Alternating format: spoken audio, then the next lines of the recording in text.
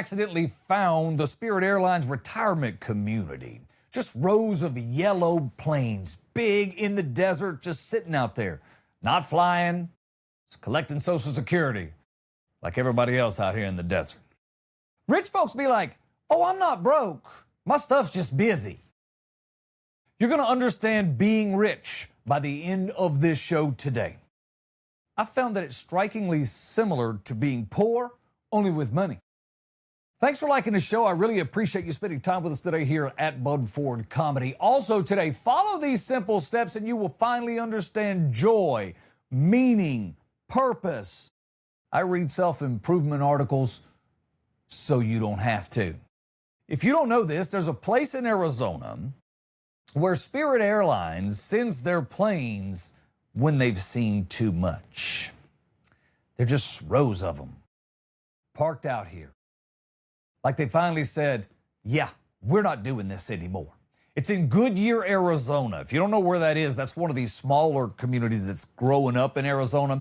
And where I grew up back south, you get a community that's coming up, might have 20,000 people, and then it works its way to 30 or 40. Everybody's like, woo, that thing's on the rise, son. Out here, they start with 20 or 30, and the next thing you know, they're at 250,000 people, and they're screaming, well, looks like we're going to have to contend with this. It's really a town now. It's crazy. That's what Goodyear is.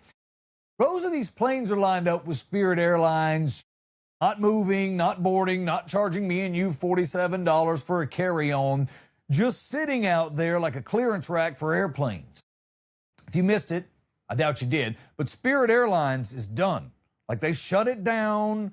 No more. They asked for some money from the government. They wanted like $500 million to bail them out. And the government was like, no, we don't think so. So you can forget about those bare fares that they were doing. You know, the ones that somehow in the end cost more than just flying on Delta. I don't think anybody's shocked, though. Let's not kid ourselves. The world's like, I didn't see this coming. Ain't nobody in that boat. Spirit always felt like an airline designed by a guy who lives by the motto, do we really need seats? Sort of that mentality. I feel like if they could have got away without putting seats in them, like if they could have put you on a cushion with a back, sitting on a crate full of chickens, I think they would have done it if they could have got by with it legally.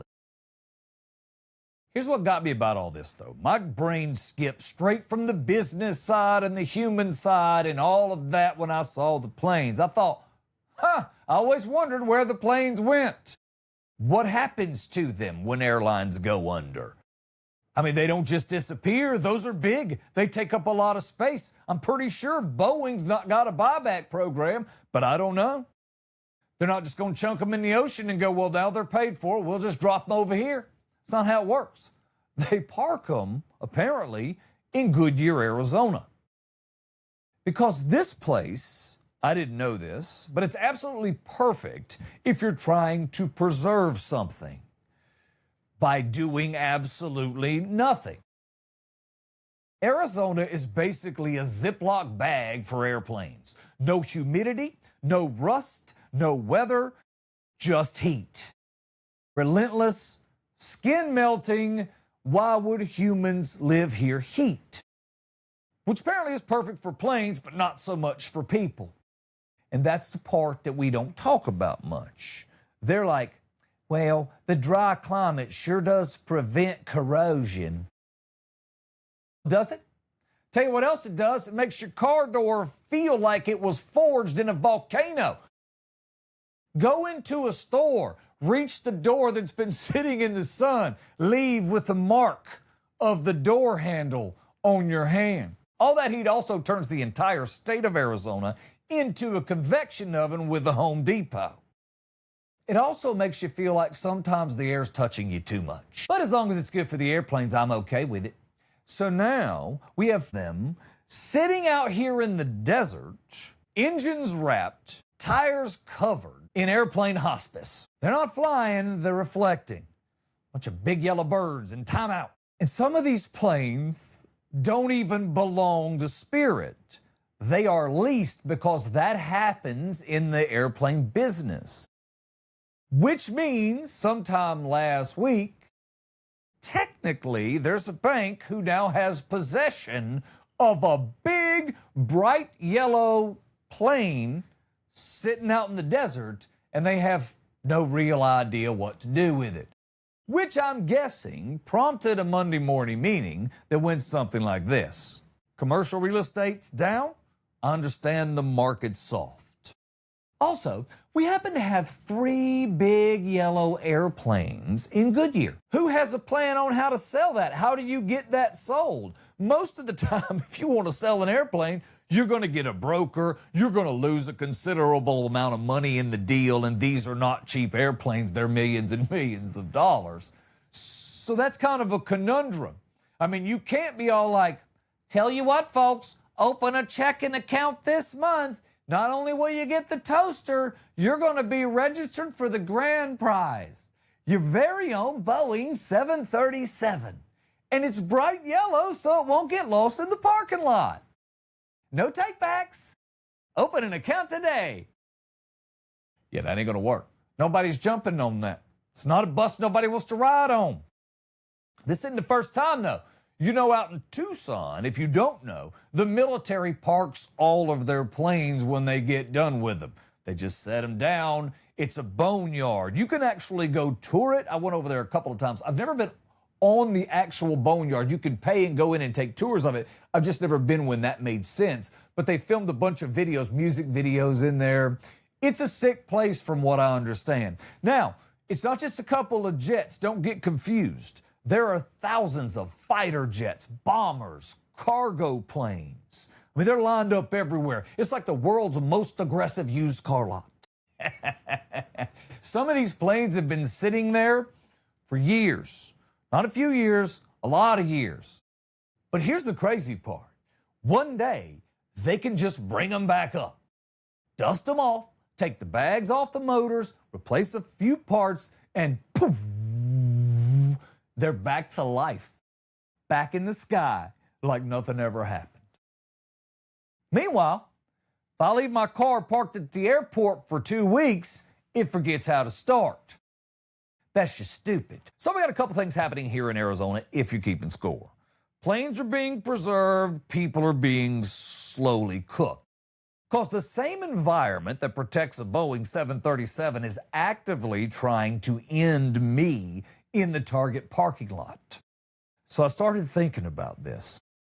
Spirit's whole business model was already kind of bare bones. That was their thing. We are a bare bones situation. So it kind of feels appropriate that their planes are now in a literal boneyard pipeline. Even the planes are like, everyone knew this was coming. Over. I think that's how they talk to each other. I don't know. But I feel bad for the employees. I work around a lot of pilots who are working their way to the 1,500 hours, trying to get those hours and working the grind. It's very, very expensive. I talk about it a lot because it's the business I'm in. But flying a plane, getting all that training done, you're $110,000, $120,000 in the hole on the low end, plus the living expenses for those couple of years. There's some ways to do it cheaper, but let's not kid ourselves. That all sounds good on the internet, but in real life, it usually doesn't work out that way. It depends on how much responsibility you want and how in front of it can you stay. That's another conversation for another day. They wind up losing those jobs at Spirit Airlines, and now they have to go work. If they can land another job, assuming they got to go right back to the bottom of the seniority chain at another airline. Tell you what else it does. It puts 300 seasoned pilots, people that are very good at the job and have proven experience, back in the marketplace, which is really going to slow down the 300, 1,500 plus hours pilots that were going to get that call. Now, those jobs will be spread across the remaining airlines, which kind of slows the whole process down, but I'll be looking forward to those guys getting back to work. That was kind of the back part of my thought process after I got to where do the planes go when the airlines go out of business. So if you ever feel like you're stuck in life, just remember, somewhere out here in Arizona, there's a $50 million airplane that's doing absolutely nothing and somehow still holding up in this heat better than me and you. I didn't know this. There's a pawn shop for rich people. Not like, oh, times are tough. I brought in this TV so I could sell it. Not like that. No. It's like, yeah, I had to pawn my Rolex, my Birkin bag, and a small piece of museum quality art. Hermes bags, Birkin bags, watches, Patek Philippe's. Just name the brands, Rolexes, they're all there, high-end watches. Now, I'm not talking about the watches you can get in the mall. I'm talking about real, unless you're in Scottsdale. I'm talking about real watches. Used to, you could buy Rolexes in the mall. I bought one, I can tell you that. It's pretty cool. Climate control, all the security you can eat, all of the shelves full of high-end stuff, and none of it's for sale. Nope. They cost more than my first car and my current car combined. Like I said, they're not for sale because they're collateral, which means rich people are out here pawning stuff just like us. But they're still trying to keep it classier than we are. Like a regular pawn shop. I walk in, guy behind the counter is like, bruh, that's a fine VCR. Like, yeah, I paid $1,000 for it, 4 head too. It's like, great, I'll give you $40. This place, you walk in, you're like, yes, I'd like to leverage my diamond-encrusted Birkin bag as short-term liquidity. Same business, completely different vocabulary. You said the same thing. Pawn shop. Still a pawn shop. And the stuff they take, like I said, Rolexes, diamonds, first edition books, things that normal people, don't have. Some dude brought in an Emmy. An Emmy. That means somewhere dude was on TV and he was like, I'd like to thank the Academy. I'd like to thank God, my agents, and also I got to get this thing back by Thursday. Another guy pawns an 8-carat diamond ring worth $600,000 because he got a margin call. How rich do you gotta be to go, hey honey, hang on. I gotta temporarily pawn your ring so I can stay rich. That's a different level of problems, isn't it? I don't have that problem. The wild part is they don't even do credit checks. No paperwork. Money in a day. Meanwhile, I apply for a credit card and they're like, yeah, you're going to need bank statements, at least 2 references, and emotionally, where do you think this is going? These people walk in and they're like, hey, here's my watch. And the guy across the counter goes, okay, here's $200,000. Sign here. The line that killed me in this whole story. Some people use their watches as a line of credit. And the funny line in that for me is, I started collecting Rolexes at age 19. I eventually went on to add Breitlings and Omegas to my collection. One of the watches that I had, the green bezel, the anniversary sub that's on the screen now if you're watching the video portion, it was at one time during the pandemic selling for $65,000 in the condition that I had it in. That's not a great shot of it, but in perfect condition, which this one was, with papers, box, everything was $65,000. I paid $4,500 for it. I started buying these things when I was young. This is a final picture I have of it. It's not the greatest, most flattering picture, but that was a rare piece they were selling in a mall in Charleston, South Carolina. I walked to the mall. I was walking by the mall, and I saw they had a what they call a Rolex Coca-Cola. They didn't call them then, but it was black, and the bezel was black and red, and so it was a really cool little watch. And so I picked it up as my first in my collection. Then I traded it for this watch, and this gold two-tone watch at the time was $3,500. Which was a lot of money in 1991. I was able to take the money that I made off of these, and I always said I'll put these watches back and I'll hold them, and then later when I want to pay for my education, I'll do that with these watches. I ended up paying for my education with cash, but I kept these watches and paid for flight school and all my living expenses for a while out here. It was really cool. I also used part of that money to pay for the master's I'm about to finish. And I thought I was employing hillbilly wisdom too. I didn't know that rich people did the same exact thing I'm doing, but one more step. See, they had the collection, then they went in and said, it's worth $200,000, I need $100,000 cash. And the bank's like, okay. So I didn't know you could do that. Had I, well, I'd probably be in credit debt. That ain't good. And I thought about it because when you use your watch as a line of credit, well, it's less a watch, more of a checking account that tells time. So imagine trying to explain that to normal people. Yeah, I'm a little tight this month, so I'm gonna dip into my watch. Meanwhile, I'm like, I think I got $12 and a Chick-fil-A gift card somewhere.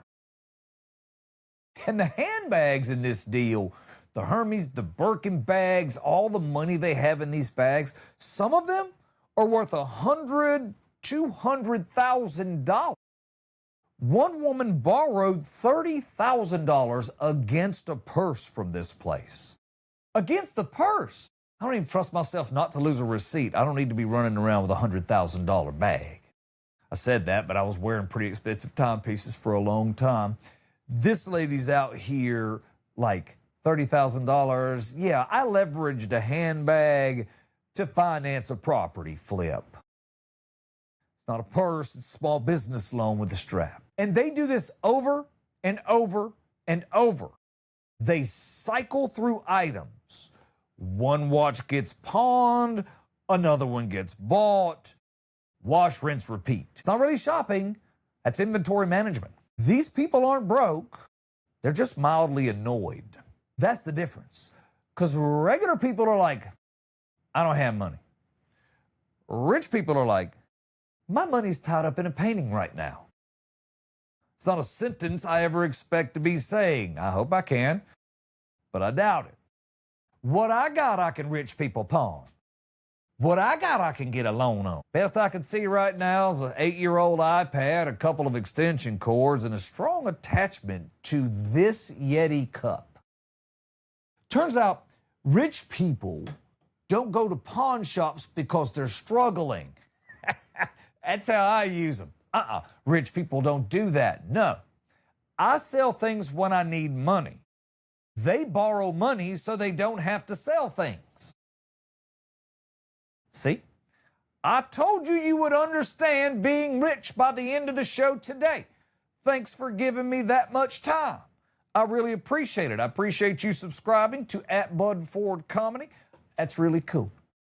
If you don't know, I read self-improvement articles so you don't have to. It's a service. And this one promised to be a step-by-step guide to happiness. Not like, you're going to feel a little better, you know, like when you've had a few drinks. No. Follow these steps, and you will finally understand joy, meaning, purpose. So I'm in. Of course, I'm reading it for you as a public service because I would love to understand what's going on. Step 1, filter out the shoulds in your life.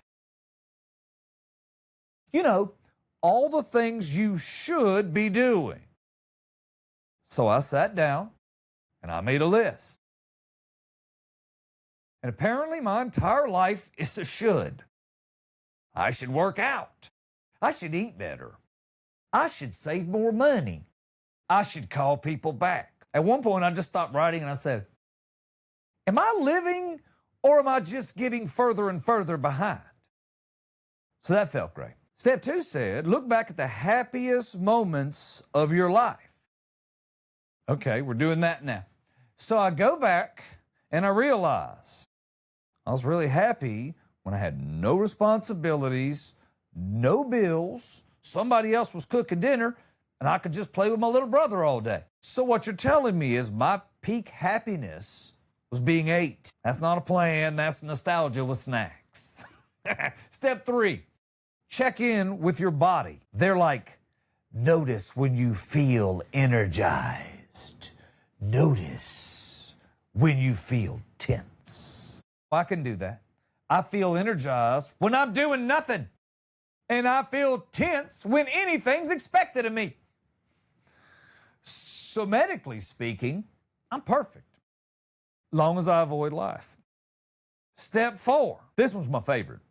Play the love it, hate it game with different careers. They want you to imagine jobs like rock star, park ranger, pilot, and write down the pros and cons, what you would love and hate about each. Okay, let's do it. Rock star.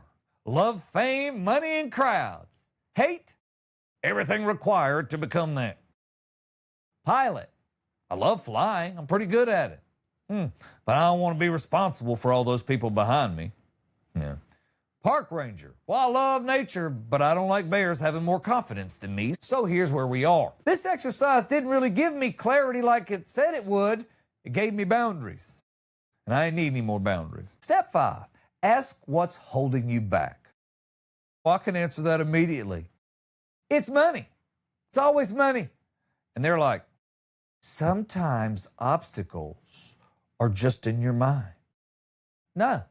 Sometimes the obstacle's rent. I got to eat. Step 6. Take a small step towards your dream life. Like take a day trip, try something new, day drinking, shift my mindset. Okay, after all that, the big takeaway is just do something nice sometimes. That's it. You built up this whole thing like I was going to unlock some next level of existence secret. And basically you said, hey, maybe go outside. Have you been outside? So I guess the take-home message for me is happiness isn't complicated. It's just inconvenient. Because everything that makes you happy takes time, effort, or money. Usually all three. And everything that's easy's pretty much bad for you. I think I just summed up life pretty good. Thanks for spending time with me today. I'm at Bud Ford Comedy. Thanks for liking, subscribing, sharing. Thank you. Have a great day.